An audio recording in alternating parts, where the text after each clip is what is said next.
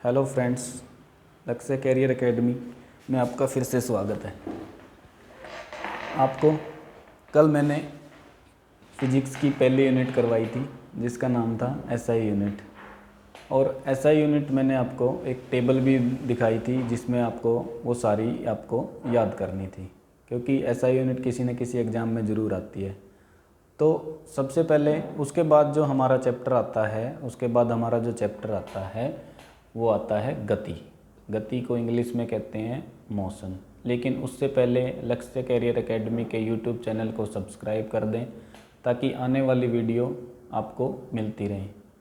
और कोई भी वीडियो आप यहाँ पे देख सकते हैं, हरियाणा जीके की या कोई भी अन्य एग्ज़ाम से रिलेटेड सारी वीडियो आपको यहाँ पे प्रोवाइड करवाई जाएगी। हम यहाँ पे आपको एक पर्टिकुलर कोर्स करवाएंगे जो कि आपके लिए बहुत फ़ायदेमंद होगा।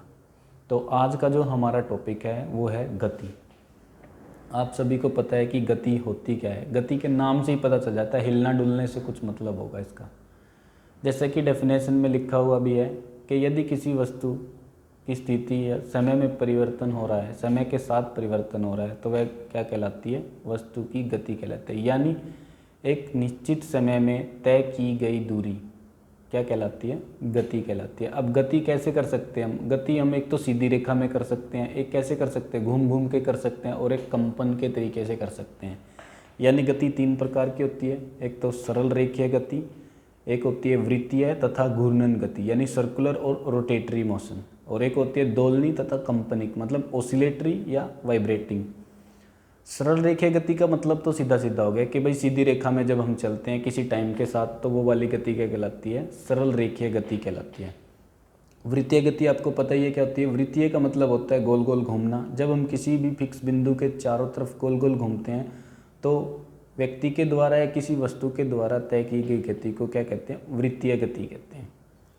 तो यानी और दोलनी और कंपनिक यानी वाइब्रेटिंग गति क्या कहते हैं? कि जब एक निश्चित बिंदु के इधर उधर गति करती रहती है, यानी कंपन आपने देखा होगा, वाइब्रेशन, वही है ये।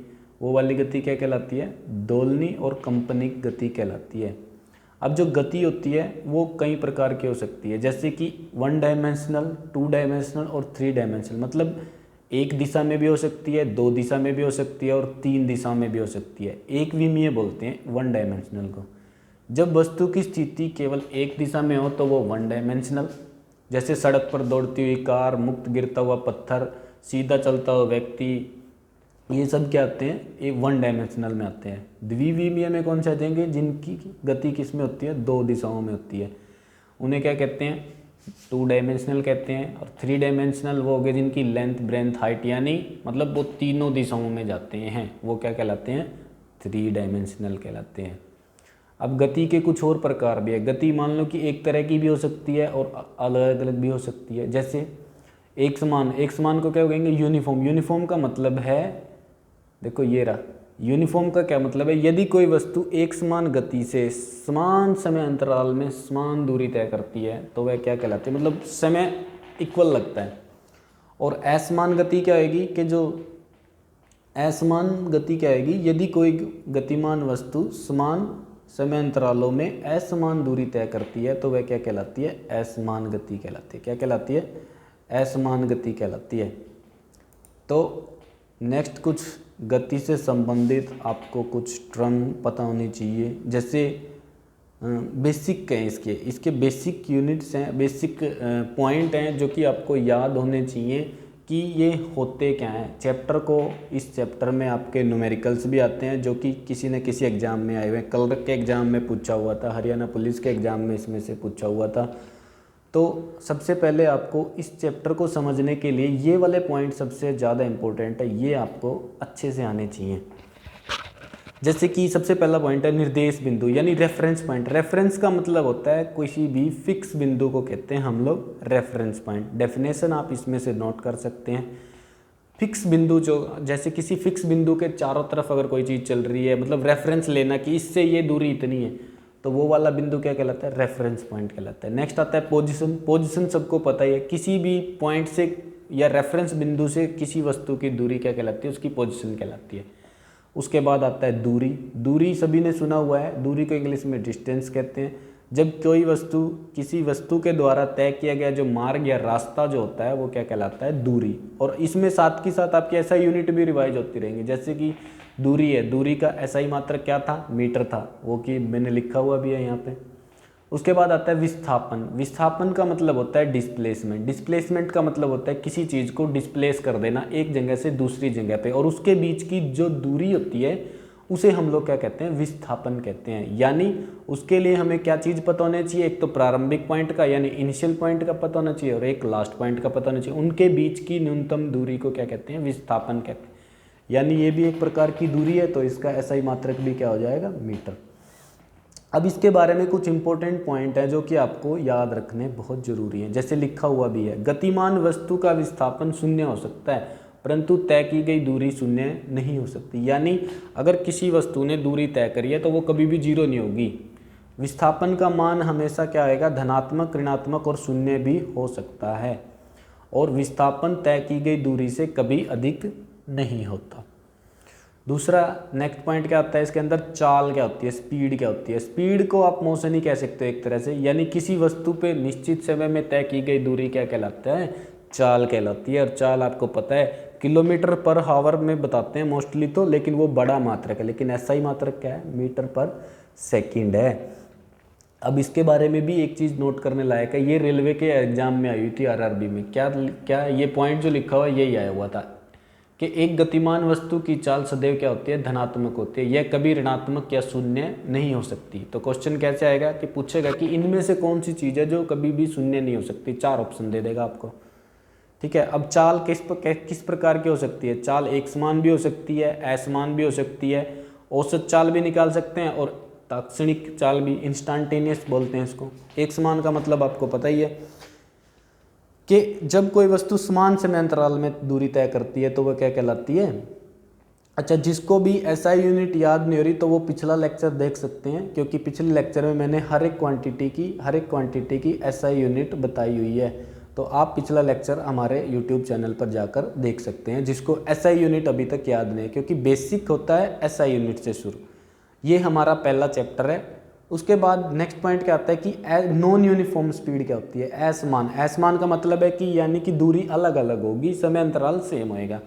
औसत चाल, एवरेज, सभी को पता है कि एवरेज हम लोग कैसे निकालते हैं कि किसी वस्तु के द्वारा कुल तय की गई दूरी और उसमें लगा हुआ कुल समय क्या कहलाता है, हमारा औसत चाल कहलाती है। फॉर एग्जाम्पल एक जो कार है वो बहुत सारी दूरी तय करती है और उसमें टोटल समय कितना लगा है, तो हम उसको अगर डिवाइड कर देंगे तो हमारी क्या आ जाएगी, औसत चाल आ जाएगी।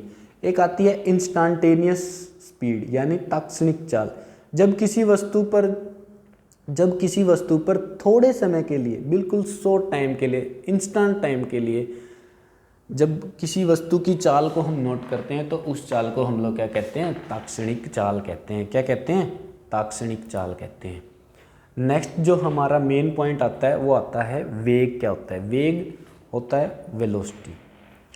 किसी वस्तु के द्वारा एकांक समय में तय किया गया विस्थापन क्या कहलाता है, वस्तु का वेग कहलाता है। यानी rate of change of displacement क्या कहलाता है, वेलोसिटी कहलाता है। वेग का मतलब क्या हो गया फिर यहाँ पे, विस्थापन डिवाइड बाय समय। विस्थापन का एसआई मात्रक आपको पता ही है क्या है, मीटर है। और समय का एसआई मात्रक भी आप सबको पता है क्या है, सेकंड है। तो पूरा मात्रक क्या हुआ, मीटर पर सेकंड। यदि किसी वस्तु के वेग को हम लोग परिवर्तित कर देते हैं तो वस्तु की चाल और वस्तु की गति की दिशा क्या हो जाती है, दोनों बदल जाती है।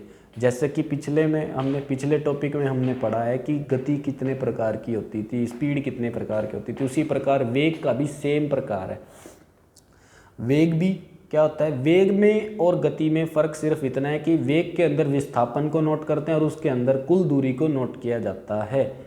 औसत वेग क्या होता है, औसत वेग वही होता है। औसत वेग में और औसत गति में क्या डिफरेंस है कि औसत जो चाल होती है वो तो होती है कुल दूरी डिवाइड बाय कुल समय, लेकिन औसत जो वेग होता है वो क्या होता है, कुल विस्थापन डिवाइड बाय कुल समय। यानी वस्तु कितनी डिस्प्लेस हुई है कितने समय में, वो तो उसका वेग कहलाएगा। औसत वेग में और औसत चाल निकालने में सिर्फ यही फ़र्क है। आगे इसी चैप्टर के न्यूमेरिकल्स आएंगे, हम उसमें ये सभी चीज़ें निकाल लेंगे और आप सब ने ये सब चीज़ें सीखनी हैं। अगर आपको समझ आ रहा है तो लाइक का बटन दबाते जाएं। कुछ और भी है, जैसे कि इसमें एक कुछ और परिभाषा क्या आती है कि रिलेटिव वेलोसिटी कैसे निकालते हैं। कई बार क्या आता है कि क्वेश्चन को हमें ऐसे देता है कि एक कार क्या हुई, एक दूरी को दूरी नहीं देता कि वो कितनी है, सेम दूरी होती है दोनों बार, जाते हुए तो जाता है x गति से और आते हुए आता है y गति से। तो इस प्रकार के वेग को कहते हैं सापेक्ष वेग। और ऐसे वेग को निकालने के लिए औसत वेग निकालने का फॉर्मूला थोड़ा सा अलग है। क्या है? 2xy divide by x plus y. For example कि एक कार जाते हुए तो 40 किलोमीटर पर हावर की स्पीड से जाती है और आते हुए 60 किलोमीटर पर हावर की स्पीड से आती है, तो उसका औसत वेग क्या होगा? तो आपको x की जगह पे 40 रख देना है, y की जगह पे 60 रख देना है। तो फॉर्मूला ये वाला यूज होएगा, वहाँ पे 60 प्लस 40 करके डिवाइड बाई 2 मत कर देना, वहाँ पे क्या करना पड़ेगा 2xy divide by x plus y. आगे न्यूमेरिकल में मैंने बिल्कुल एग्जाम्पल के साथ फॉर्मूला दिया हुआ है और इसकी एक्सप्लेनेशन और इसके एग्जाम्पल भी दिए हुए हैं, वो हम आगे करेंगे चैप्टर के अंदर। नेक्स्ट जो टर्म हमें याद करनी है, सिर्फ वो याद रखनी है आपने, वो क्या है कि त्वरण क्या होता है। त्वरण का मतलब होता है एक्सेलरेशन। एक्सेलरेशन का मतलब होता है कि स्पीड से, जैसे कार में नहीं होता है क्लच, ब्रेक और एक्सेलरेटर। एक्सेलरेटर से सिर्फ हम क्या काम लेते हैं, वहाँ पे या तो कार की स्पीड को बढ़ाते हैं या अगर उस पे से पाँव उठा लेते हैं तो कार की स्पीड क्या हो जाती है, कम हो जाती है। तो यहाँ भी इसकी डेफिनेशन में अगर इसको हम बोलें तो ये वही है कि किसी भी इकाई समय में, किसी भी इकाई पर यूनिट टाइम में वेग में अगर परिवर्तन हो रहा है, वेग का मतलब स्पीड से है और स्पीड में परिवर्तन हो रहा है, परिवर्तन का मतलब है समय से, तो हम उसे क्या कहेंगे, त्वरण कहेंगे, जैसे फॉर्मूले में भी लिखा हुआ है। अच्छा, उसके लिए हमें दो चीज़ें पता होनी चाहिए, क्योंकि जब हम स्टार्ट करते हैं तो वो वाली स्पीड तो हमारी कहलाती है इनिशियल स्पीड यानी प्रारंभिक वेग, और जब हम ख़त्म करते हैं तो वो वाला वेग क्या कहलाता है, हमारा अंतिम वेग, फाइनल वेलोसिटी। तो फॉर्मूला क्या हो जाएगा हमारा v minus you divide by T, यानी प्रारंभिक अंतिम वेग माइनस प्रारंभिक वेग डिवाइड बाई लगा हुआ समय। तो इसका अगर ऐसा ही मात्रक हम निकालेंगे तो मीटर पर सेकंड तो वेलोसिटी ऊपर का है ही है और नीचे समय का s और आ गया, तो मीटर पर सेकंड स्क्वायर इसका ऐसा ही मात्रक हो जाएगा। तो इसके सूत्र को हम कैसे लिख सकते हैं, जो ये क्रॉस मल्टीप्लाई अगर हम इसकी करवा देंगे तो t उधर मल्टीप्लाई में चला जाएगा और u उधर जाके प्लस का हो जाएगा, तो फॉर्मूला बन जाएगा हमारा v is equal to u plus a t. तो इसमें अब नोट करने वाली बातें हैं कि त्वरण, वेग और विस्थापन तीनों टर्म हम पीछे पढ़ चुके हैं, जिसको अभी मतलब जो बाद में आए हैं, जो अभी वीडियो देख रहे हैं, वो पीछे का लेक्चर थोड़ा सा बैक करके देख लें। उसमें मैंने विस्थापन की डेफिनेशन भी बता दी है, वेग की भी बता दी है और त्वरण क्या होता है वो भी समझा दिया है। तो त्वरण, वेग और विस्थापन के बीच में आपको एक फॉर्मूला याद रखना है जो कि न्यूमेरिकल्स में सबसे ज़्यादा यूज किया जाता है। तो सिर्फ अभी यहाँ पे आपको सिर्फ क्या करना है, फॉर्मूले को नोट करना है। क्या फॉर्मूला है, v square minus u square is equal to 2as। V आपको पता ही है क्या है, यहाँ पे फाइनल वेलोसिटी है, अंतिम वेग। यू क्या है, यहाँ पे इनिशियल वेलोसिटी है जो कि क्या है, प्रारंभिक वेग है। ए क्या है, यहाँ पे त्वरण है और एस क्या है, यहाँ पे विस्थापन है जो कि दूरी है। ठीक है, अगर त्वरण का मान अगर आपका पॉजिटिव आ रहा है, क्या आ रहा है, पॉजिटिव आ रहा है, तो इसका मतलब है हमने क्या किया है, कोई भी गाड़ी की स्पीड को क्या किया है, बढ़ाया है। वस्तु की जो गति है उसके वेग में क्या हुई है, बढ़ोतरी हुई है। और अगर यही मान नेगेटिव आ जाए तो इसका मतलब है कि हमने ब्रेक लगाए हैं, यानी गाड़ी की स्पीड क्या हो गई है, कम हो गई है। तो इसके लिए त्वरण को याद रखने के लिए ये इंपॉर्टेंट फॉर्मूले जो कि मैंने आपके इस पर स्क्रीनशॉट ले सकते हैं आप इसका, ये वेरी इंपॉर्टेंट है। जैसे कि v is equal to u plus a t हमने ऊपर वाले फॉर्मूले से बनाया है, s is equal to u t plus half a t square paper में आया हुआ है, कलर के एग्जाम में आया हुआ है, और v square is equal to u square plus 2as। इन्हें क्या कहते हैं, गैलीलियो के समीकरण भी कहते हैं। तो आपको ये फॉर्मूले यहाँ पर नोट करने हैं, कॉपी में आपको नोट्स बनाने हैं, क्योंकि ये फॉर्मूले अभी आने वाले आगे चैप्टर में न्यूमेरिकल्स में काम आएंगे। तो नेक्स्ट आता है प्रक्षेप्य गति पता होना चाहिए। एक तो आपको क्या होती है, प्रोजेक्टाइल वेलोसिटी या स्पीड कहते हैं इसको। इसका मतलब क्या होता है कि जैसे हम गेंद नहीं फेंकते हैं, खड़ा होकर गेंद फेंक दी तो वो कितनी रेडियस के साथ जाके उधर गिरेगी। गुरुत्वीय त्वरण के अधीन गिरेगी। वो जो पाथ जो ट्रेवल करती है वो वाला अगर वो गति हमें निकालनी हो तो हम वो कैसे निकालेंगे? तो उसके लिए मैंने देखो एक ग्राफ दिया हुआ है समझाने के लिए, ठीक है। टी क्या हो गया? समय हो गया, ठीक है, जो कि 0 से बी, यानी मान लो कि आपने ओ से एक बॉल फेंक किया और वो बी पे जाके गिर गई है, रुक गई है, तो मैक्सिमम हाइट उसने कितनी ली है, मैक्सिमम उसका वेग कितना रहा है, ये सब हम इस फॉर्मूले में निकालेंगे। जैसे प्रक्षेप्य गति के कुछ एग्जाम्पल भी यहाँ पे दिए हुए हैं, जैसे कि छत से हम हॉरिजेंटली कोई भी गेंद फेंकते हैं, जो कि मैं भी आपको बता रहा था। बल्ले से, जैसे बैट से हम लोग गेंद को शॉट मारते हैं, तो वो कैच कहाँ पे जाके गिरेगा, तो वो दूरी अगर निकालनी हो, वो हाइट अगर निकालनी हो, तो कैसे निकालेंगे?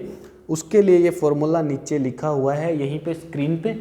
जैसे चक्का फेंकते हैं, तोप से छुटे गोले की गति क्या आएगी, वो सब अगर निकालना हो, तो जैसे जब चढ़ते टाइम अगर समय निकालना हो तो ये फॉर्मूला है, अगर ढलान का समय निकालना हो तो ये वाला फॉर्मूला है, जो कि आपने सीधी क्या करनी है, वैल्यू रख देनी है। जी क्या है यहाँ पे? एक्सेलरेशन ड्यू टू ग्रेविटी, गुरुत्वीय त्वरण है, जिसकी वैल्यू कितनी है? 9.81 मीटर पर सेकंड स्क्वायर है। नेक्स्ट आता है कि मैक्सिमम हाइट कितनी जा सकती है। मान लो कि हमने गेंद मारा है, बैट से छक्का मारा है, तो वो कितनी दूर, मैक्सिमम हाइट कितनी जा सकती है। तो उसके लिए हमें क्या फॉर्मूला यूज करना पड़ेगा? u square sine square theta divide by 2g, और u आपको पता है कि वेग, u क्या होगा? आपका वेग दिया हुआ। जैसे कि आपको एग्जांपल में दे देगा, कैसे देगा कि एक बैट से इतने 50 मीटर पर सेकंड की स्पीड से बैट से मारा गया है, तो बताओ कि वस्तु की जो हाइट है वो कितनी दूर तक जाएगी, यानी जो बॉल है या गेंद है उसकी जो हाइट है वो कितनी ऊपर तक जाएगी। तो इस फॉर्मूले में आप क्या कर सकते हैं? निकाल सकते हैं। थीटा आपको दिया मिलेगा, जो कि एक एंगल है। प्रक्षेप्य की परास को कहते हैं रेंज ऑफ प्रोजेक्टाइल, मतलब कि रेंज क्या रहेगी उसकी। तो रेंज निकालने के लिए भी एक फॉर्मूला है, तो वो फॉर्मूला क्या है? u square sine 2 theta divide by g. Maximum दूरी तब होगी जब थीटा की वैल्यू कितनी होगी? 45 डिग्री, क्योंकि साइन 45 डिग्री का मान क्या होता है? 1 होता है। और मिनिमम कब होगी? जब साइन का मान क्या होगा? 0, क्योंकि साइन 90 की वैल्यू क्या होती है? 1। उसके बाद आता है इसके अंदर नेक्स्ट जो गति आती है, वो नेक्स्ट जो पॉइंट आपको याद रखने योग्य है वो क्या है? वृत्तीय गति। वृत्तीय गति को इंग्लिश में कहते हैं सर्कुलर मोशन। क्या कहते हैं? Circular motion. और सर्कुलर मोशन आपको पता है ये क्या होता है? जब किसी फिक्स बिंदु को हम लोग सेंटर कह देते हैं, सेंटर के जब चारों तरफ कोई चीज़ घूमती है और साथ ही साथ जब हम उसका समय भी नोट कर लेते हैं, तो वो हमारी गति क्या कहलाती है? वृत्तीय गति कहलाती है। अगर वो एक चक्कर काट रही है, यानी परिधि हो गई उसकी, सरकमफ्रेंस हो गया, तो सर्कल की जो सरकमफ्रेंस होती है वो क्या होती है? 2πr होती है, जो कि, और अगर उसके डिवाइड में हम समय भी रख देंगे तो हमारी क्या आ जाएगी? वृत्तीय गति, जैसा कि स्क्रीन पे लिखा हुआ भी है, 2πr divide by T. Next, ऐसे ही अगर कोणीय गति निकालनी है, कोणीय गति का मतलब है कि चक्कर पूरा नहीं करा, सेंटर के साथ एक एंगल बना लिया, तो उसके लिए भी फॉर्मूला स्क्रीन पर लिखा हुआ है। फॉर्मूला पूछ लेता है, कई बार पेपर में दे देता है आपको, ठीक है। तो अब आपने यहाँ पे एक चीज़ है जो कि वेरी इंपॉर्टेंट है, बहुत ज़्यादा इंपॉर्टेंट है एग्जाम के पॉइंट ऑफ व्यू से। वो क्या है कि जब भी वृत्तीय गति होती है तो वहाँ पर 2 तरह के बल कार्य करते हैं। पहला कौन सा है? अभिकेंद्रीय बल। दूसरा कौन सा है? अपकेंद्रीय बल। जैसा कि मैंने यहाँ पे डायग्राम भी बनाया हुआ है, जैसे कोई वस्तु गोल गोल घूमती है, तो जो सेंटर की तरफ जो फोर्स लगेगा ना, वो फोर्स तो कहलाएगा आपका अभिकेंद्रीय बल। और जो बाहर की तरफ सेंटर के अपोजिट साइड, देखो मैंने डायग्राम में बनाया हुआ है कि एक कार जा रही है मोड़ पे, तो कार के जो टायर है वो अंदर की तरफ झुकते हैं, लेकिन उसके अंदर जो व्यक्ति बैठे हुए हैं, जो सवारी बैठी हुई है, वो क्या होती है? वो बाहर की तरफ झुक रही है, लेकिन वो गिरते नहीं है, बैलेंस बना रहता है। यानी ये दोनों जो फोर्स हैं वे इक्वल एंड अपोजिट है, यानी विपरीत दिशा में लगते हैं एक दूसरे के, लेकिन लगते बराबर हैं। तो जब वो कार झुक क्यों रही है, अगर ये पूछ लिया जाए, जैसे मौत के कुएं में वो मोटरसाइकिल नहीं घुमाता है, तो वो मोटरसाइकिल वो गिरती क्यों नहीं है? क्योंकि उसका एक कारण है अभिकेंद्रीय बल। अभिकेंद्रीय बल के कारण तो वो झुकता है, लेकिन वो गिरता क्यों नहीं है? वो गिरता क्यों नहीं है? क्योंकि वहाँ पे अपकेंद्रीय बल भी लगा हुआ है, सेंट्रीफ्यूगल फोर्स कहते हैं इसे। तो दोनों बल लगे, यानी गिरते क्यों नहीं है? अपकेंद्रीय बल के कारण। और जब अभिकेंद्रीय बल अपकेंद्रीय बल से ज़्यादा हो जाता है तो व्यक्ति मोड़ पे क्या हो जाता है? गिर जाता है। अगर दोनों बैलेंस लगे हुए तो दोनों का क्या हो जाता है? बैलेंस बना रहता है। अच्छा, यहाँ पे फॉर्मूला भी लिखा हुआ है। अभिकेंद्रीय बल का जो फॉर्मूला होता है वो होता है mv²/r। आपको डायरेक्ट याद रखना है, सीधा एग्जाम में पूछा जाता है कि इनमें से अभिकेंद्रीय बल का फॉर्मूला क्या है। अब कुछ एग्जाम्पल दिए हुए हैं अभिकेंद्रीय बल के, जैसे कि मैंने आपको समझाया कि सेंटर की तरफ जो फोर्स लगेगा वो कौन सा आएगा, अभिकेंद्रीय बल। जैसे इलेक्ट्रॉन परमाणु के नाभिक के चारों तरफ घूमते हैं तो वो किस बल के द्वारा घूमते हैं, अभिकेंद्रीय बल के। अब